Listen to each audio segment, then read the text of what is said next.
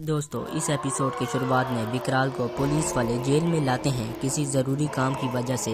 दरअसल जेल में एक कैदी होता है जिससे पुलिस वाले एक बात नहीं उगलवा पा रहे होते। यहाँ पर पहुँचने के बाद विकराल साहब बोलते हैं यही है वो। फिर पुलिस वाले बोलते हैं हाँ, शमशेरा का टेररिस्ट।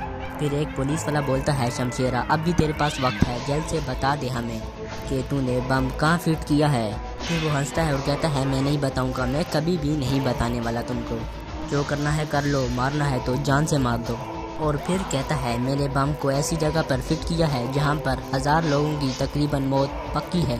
और फिर उनको धमकी देते हुए कहता है जो करना है कर लो, बम तो फट के रहेगा। फिर विकराल साहब जेल से बाहर निकलते हैं तो फिर पुलिस वाला बोलता है ये कब से यही डट लगा कर बैठा है कि मैं बम का पता नहीं बताऊंगा, हालांकि इसे इतना मारा कि जान से मरने वाला था। फिर विकराल साहब बोलते हैं वो तो ठीक है, लेकिन इस मामले में मैं कहाँ फिट आता हूँ, यानी ये तो पुलिस का काम है ना। तो फिर पुलिस वाला बोलता है विकराल तुम ही हो जो इससे सच बुलवा सकते हो। तो फिर विकराल साहब बोलते हैं मैं कैसे, जब आप पुलिस वालों का डंडा काम नहीं आया तो मैं क्या कर सकूँगा। फिर पुलिस वाला बोलता है सच बुलवाने के भी कुछ तरीके हैं विकराल, यहाँ पर सख्ती नहीं चलती, वहाँ शक्ति चलती।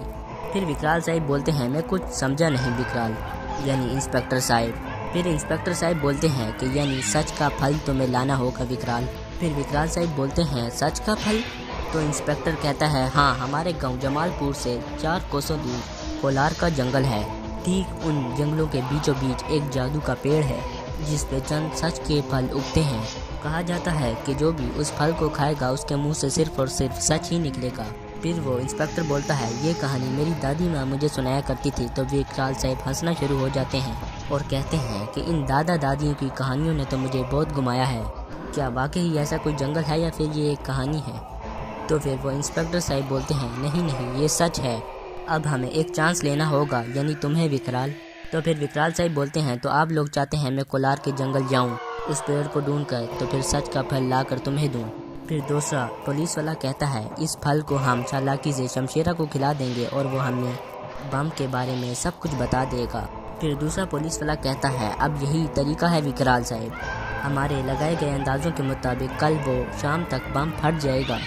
उससे पहले तुम्हें कोलार के जंगलों से वो पेड़ ढूंढकर उस सच के फल को यहाँ लाना होगा विकराल। फिर इसके बाद विकराल साहब बोलते हैं काम बहुत मुश्किल है, लेकिन मुश्किलों और विकराल का साथ चोली दामन के साथ है। फिर इसके बाद दिखाया जाता है कि विकराल साहब और गबरू उस कोलार के जंगल की तरफ निकल पड़ते हैं। फिर विकराल साहब यहाँ पर मोटरसाइकिल से उतरने के बाद गबरू को कहते हैं गबरू ये एक ऐसा जंगल है जहाँ पर जो भी गया है आज तक वापस नहीं आया। फिर गबरू कहता है ऐसा क्यों है। फिर विकराल साहब बोलते हैं ये एक छलावा का जंगल है, यहाँ तरह तरह की चुड़ैलों ने डेरा लगाया हुआ है और जो भी अंदर गया वो उसे अंदर ही घुमा देती हैं और जब वो थक कर गिर जाता है और तब उस पर हमला करती हैं। फिर इसके बाद विकराल साहब और गबरू अंदर चले जाते हैं। फिर अंदर आने के बाद विकराल साहब गबरू को एक तावीज़ देते हैं और कहते हैं ये पहन लो गबरू, ये मुझे गुरु सत्याचार की बनाई हुई तावीज़ है, ये तुम्हें बुरी आत्माओं से बचाएगी, पर अगर मुसीबत पड़ जाए तो उसे इसी वक्त तोड़ देना, यानी इस तावीज़ को। तो फिर गबरू कहता है उससे क्या होगा विकराल। फिर विकराल साहब बोलते हैं उससे ये होगा गबरू कि तू बच जाएगा। फिर इसके बाद विकराल साहब एक दरख्त पर वी लिखते हैं जिसे देखकर गबरू कहता है इस वी का क्या मतलब है विकराल। तो फिर विकराल साहब बोलते हैं अभी अंदर आए हैं तो बाहर भी निकलना है ना, इसलिए रास्ता ना भूल जाएं, इसलिए वी लिख रहा हूँ। फिर इसके बाद विकराल साहब गबरू को बोलते हैं और गबरू प्लीज़ सवाल और मत पूछ, ये एडवेंचर है, कोई इंटरव्यू शो नहीं। फिर विकराल साहब आगे चले जाते हैं। फिर इसके बाद विकराल साहब आगे जाते जाते गबरू को सांप अपनी गिरफ्त में ले लेता है। फिर आहिस्ता आहिस्ता सांप विकराल साहब को भी अपनी लपेट में ले लेता है। इतने में ही विकराल साहब अपनी अंगूठी की मदद से खुद को छुड़ा लेते हैं, लेकिन इतने में ही गबरू आवाज़ देता है विकराल मुझे भी बचाओ। फिर विकराल साहब उसे भी छुड़ाते हैं अपनी अंगूठी की मदद से। फिर इसके बाद विकराल साहब गबरू को डांटते हैं गबरू मेरे साथ ही रहिए अगली बार। फिर इसके बाद दिखाया जाता है 2 चुड़ैलें एक बड़ी चुड़ैल के पास आती हैं और वो बड़ी चुड़ैल कहती है विकराल और उसके साथी एक बार फिर से बच गए, लगता है जब तक तीनों साथ हैं उनको मारना मुश्किल होगा, लगता है उनको एक एक करके मारना होगा। और उसके बाद फिर ये चुड़ैल कहती है विकराल अब तू दे कोलार की चुड़ैलों का छलावा। फिर यहाँ पर दिखाया जाता है विकराल और गबरू जा रहे होते हैं कि इतने में ही गबरू से सोने के सिक्के गिर जाते हैं। फिर जैसे ही गबरू को पता लगता है कि मेरे से सोने के सिक्के गिर गए, गबरू उनको उठाने के लिए वापस जाता है। और फिर उनको एक एक कर गिनना शुरू कर देता है। इतने में ही गबरू अपने सोने के सिक्के गिनने में मसरूफ़ होता है कि वो चुड़ैल विकराल की शक्ल की बन जाती है और वो कहता है, गबरू जल्दी चलो। और गबरू उसी को विकराल समझ करके उसी के पीछे जाता रहता है। फिर इसके बाद वो बहरूपिया चुड़ैल यानी जो विकराल की शक्ल में होती है वो दौड़ना शुरू कर देती है और गबरू भी उसके पीछे पीछे आ रहा होता है। और इतने में गबरू कहता है, रुक जाओ विकराल, मैं इतना नहीं दौड़ सकता। और ये कहकर गबरू रुक जाता है। जैसे ही गबरू रुकता है इतने में ही वो बहरूपिया चुड़ैल विकराल की शक्ल में जो होती है वो भी रुक जाती है।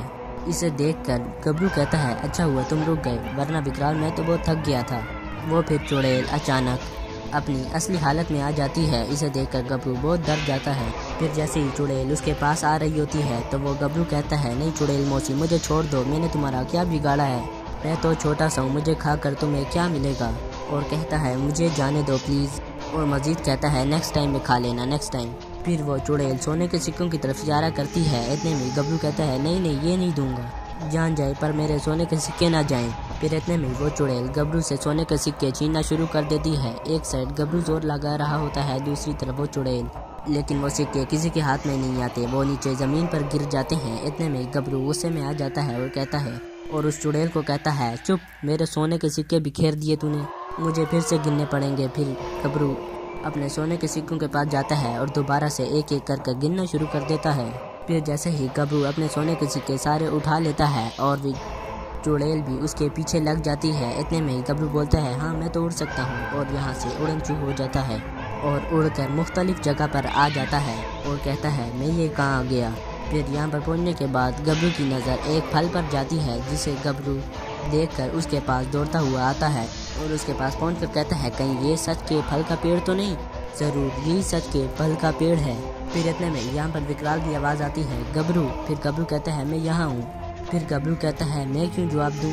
अगर जवाब दूंगा तो विकराल यहाँ आएगा और सच के फल के पेड़ को तोड़ लेगा, यानी सच का फल तोड़ लेगा और सारा क्रेडिट वो खुद ले जाएगा, हर बार की तरह। मेहनत करूँ मैं और क्रेडिट ले विकराल। फिर गबरू कहता है, नहीं मैं ऐसा नहीं होने दूंगा, इस सच के फल को मैं तोड़ूंगा। फिर गबरू कहता है, विकराल आता ही होगा, मुझे छुप जाना चाहिए, मैं छुप जाता हूँ, ऐसा करता हूँ। फिर यहाँ पर गबरू दरख्त के पीछे छुप जाता है और विकराल साहब उसे आवाज़ देते देते यहाँ से चले भी जाते हैं। और फिर गबरू यहाँ से निकलता है और उसी पेड़ के पास आता है और उसी फल को तोड़ लेता है और कहता है, वाह मैंने तोड़ लिया, आखिरकार वो मैंने काम कर ही दिखाया जो विकराल से हो नहीं पा रहा था। फिर उसके बाद गबरू कहता है, आखिर ये सच का फल है क्या, ज़रा मैं भी तो चख के देखूं। फिर उसके बाद उस फल को गबरू खाता है। जैसे ही उस फल को खाता है गबरू को चक्कर आना शुरू हो जाते हैं और गबरू कहता है, ये क्या हो रहा है मुझे, और कहता है, ये दुनिया घूम क्यों रही है। फिर इसके बाद गबरू को चक्कर आता है और गिर जाता है और गबरू कहता है, विकराल ये देखो मेरे हाथ लग गया सच का फल। इतने ही बातों में कि वो चुड़ैल भी आ जाती है और गबरू उसे देखकर हैरान हो जाता है और कहता है, नहीं नहीं मेरे पास नहीं आना। जैसे ही वो चुड़ैल गबरू के पास आती है उसे मारने के लिए, कि इतने में ही उसके पाँव से जो गबरू के गले में लॉकेट होता है वो टूट जाता है और विकराल साहब को पता लग जाता है कि गबरू वहाँ पर मौजूद है। यानी विकराल साहब दौड़कर गबरू के पास आते हैं और उस चुड़ैल को ख़त्म कर देते हैं और गबरू दौड़ता हुआ विकराल साहब के पास आता है।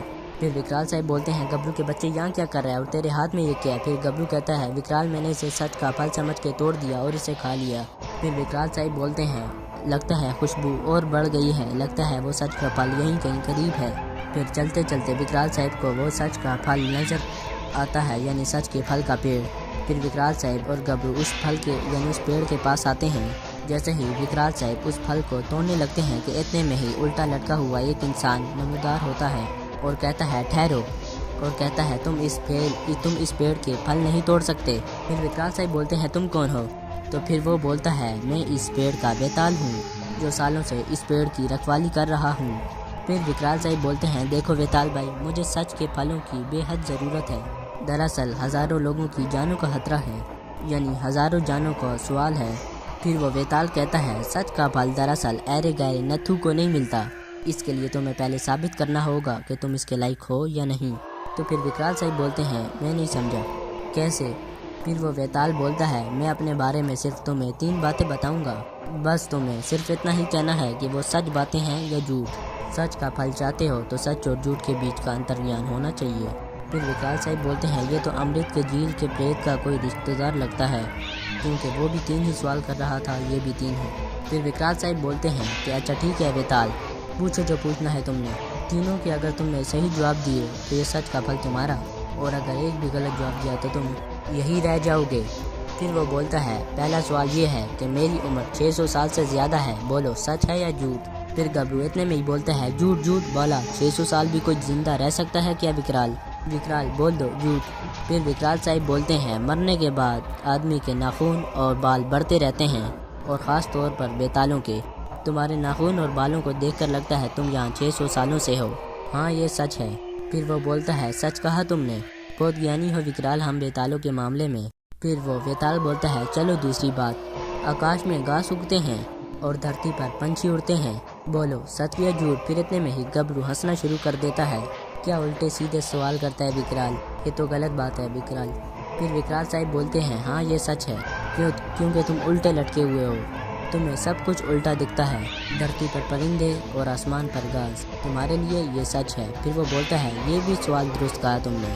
अब आखिरी बात ध्यान से सुनो विकराल, अगर तुम्हारी और मेरी लड़ाई हो तो मैं जीतूंगा, बोलो सच या झूठ। फिर विकराल साहब बोलते हैं ये कैसे हो सकता है, जब हम दोनों की लड़ाई हुई नहीं है तो मैं कैसे बता सकता हूँ कि तुमने सच कहा या झूठ। फिर वो बेताल बोलता है बेटा सच का फल हासिल करना कोई आसान बात नहीं, बोलो विकराल सच या झूठ। फिर विकराल साहब बोलते हैं ये झूठ है झूठ। फिर वो बेताल बोलता है इस जवाब यानी ये जवाब तुम्हारा गलत हुआ। फिर विकराल साहब बोलते हैं सच और झूठ का फैसला तो हमारी लड़ाई से ही होगा बेताल भाई। फिर वो बेताल बोलता है क्या, अगर हम दोनों की लड़ाई में मैं जीता तो मैं सही, अगर तुम जीते तो तुम सही, क्यों हो जाए दो हाथ। फिर इसके बाद बेताल उल्टा लटका हुआ सीधा हो जाता है, यानी ज़मीन पर आ जाता है और कहता है विकराल उल्टे सीधे काम करवाते हो मुझसे, आओ लड़ो मुझसे। फिर विकराल और बेताल की लड़ाई शुरू हो जाती है और विकराल साहब आखिरकार इस लड़ाई में जीत जाते हैं। जीतने के बाद बेताल बोलता है तुम बहुत चातिर हो विकराल, पर जो भी हो सच के फल के हकदार हो। 600 साल तक शायद मुझे तुम्हारा ही इंतज़ार था, जाओ मेरी आज्ञा से तुम एक फल नहीं 2 फल तोड़ सकते हो विकराल। फिर विकराल साहब बोलते हैं ओह बोनस थैंक यू। फिर वो बेताल वो 2 फल देता है उनको। विकराल साहब फिर बोलते हैं ये 2 फल किस लिए? फिर वो बेताल बोलता है एक फल समाज के लिए और दूसरा फल तुम तीनों के लिए, अब तुम लोग जा सकते हो, ऑल द बेस्ट। फिर इसके बाद विकराल साहब हंसते हैं और कहते हैं अरे तुम तो इंग्लिश भी बोलते हो। फिर वो बेताल बोलता है तुम इंसान हमेशा भूतों को अंडर एस्टिमेट करते हो, हम भूतों को अंग्रेजी बोलने में कोई पाबंदी है क्या? फिर विकराल साहब बोलते हैं पॉइंट की बात है तुम्हारी, चलता हूँ बेताल भाई, अगर उल्टा सीधा कुछ कह दिया हो तो मुझे माफ़ करना। फिर इसके बाद विकराल साहब उस फल को लेकर यहाँ से चले जाते हैं। फिर इसके बाद विकराल साहब उसी जेल में जाकर उसी कैदी को ये फल देते हैं। वो फल के मुतालिक पूछता है ये कौन सा फल है ये? फिर विकराल साहब बोलते हैं बुराई का फल है शमशेरा, इसमें कोई जहर नहीं मिलाया, खा ले। फिर वो बोलता है जहर भी मिला हो तो मैं डरता नहीं हूँ। फिर वो उस फल को खा लेता है। खाने के बाद विकराल साहब उससे पूछते हैं कैसा है? वो बोलता है अच्छा है। तो फिर इसके बाद विकराल साहब बोलते हैं अब बताओ वो बम कहाँ फिट किया है? तो वो फिर हंसना शुरू कर देता है।